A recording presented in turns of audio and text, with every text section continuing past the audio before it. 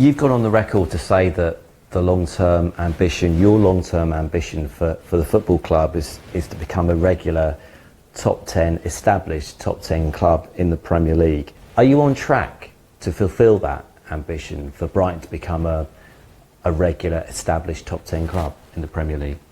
But it's a long-term ambition. It's over many, many seasons. So obviously the last 2 seasons, finishing 9th and 6th, and where we are at the moment, 8th, we are on that path. We need to keep doing it. We need to stay focused on the future, because what's happened in the past doesn't necessarily help us. There's a lot of extremely good teams just behind us wanting to take our position. So it's not about one season. I mean, we're bound to have tricky seasons. I mean, this season's been very difficult with so many injuries, but we've got to really be focused on each and every game, and it's our job to always look ahead to the future in terms of recruitment, and the academy is such an important part of that as well. And it's so brilliant to see so many of our players coming from the academy playing in our first team. Is there a ceiling for Brighton? We certainly don't like to have ceilings. I mean, obviously, we're always aiming to be as high as we can. Being regularly in the top 10 is a tremendous achievement if we can do that at Brighton and at Albion, and we know that other clubs have got much bigger resources in terms of their turnover than we do. But we absolutely just want to aim to be as high as we can and see where that takes us. How important going forward, Tony, is it that you keep Roberto here for the long term? Well, Roberto and his coaching team have done a tremendous job. We are so happy with everything that he and his team have done, and we definitely want to keep him for a good amount of time.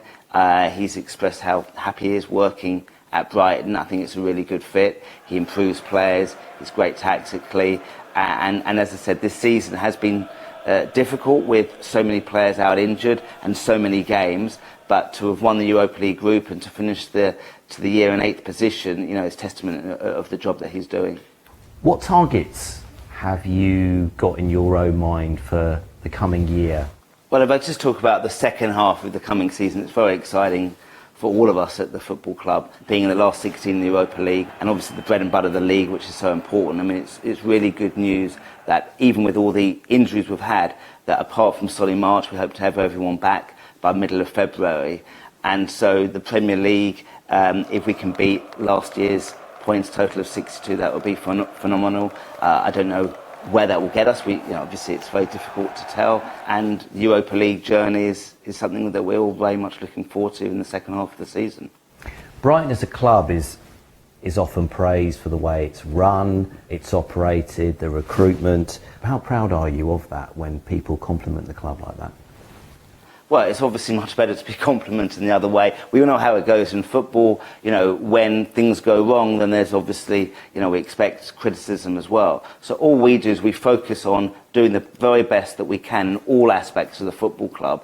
And then you hope that all of those things together will end up with good performances and good results on the pitch. But it is a lot wider than that, and as I said before, the academy is so important.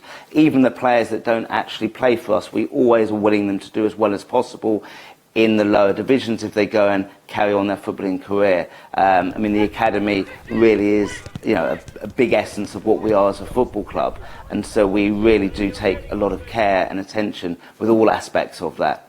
And do you see now that the academy's been up and running a while now, and are we now seeing the fruits of that, if you like, with the likes of Jack Hinshelwood? I think we have over the last few years, but particularly with Jack Hinshelwood, he's the first player come from the lower age groups, from the under 8s all the way through to playing now regularly in our first team. So it's a joy to behold, to see that happening, and seeing him performing so well, and it's a huge encouragement to the rest of the academy players as well.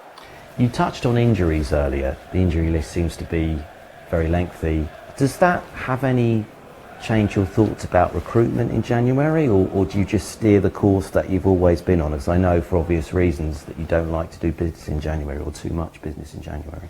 Well, you're right. January is a very, very difficult window. There's lots of clubs looking to supplement their squads. There's a lot of other clubs with a lot of injury issues as well. As I said before, the good news is that apart from Solly March, We hope that everyone will be fit and available by the middle of February. Always on the lookout. We may well do some recruitment in January, but we're very minded of the fact that we've got a really good squad of players, of which hopefully everyone will be back very soon. And how much are you looking forward to the day when you go to Buckingham Palace or Windsor Castle with your family to pick up the MBE and all that entails? Yeah, I don't know when it will be, but it'll certainly be a very proud moment for myself and my family, and I'm really looking forward to it.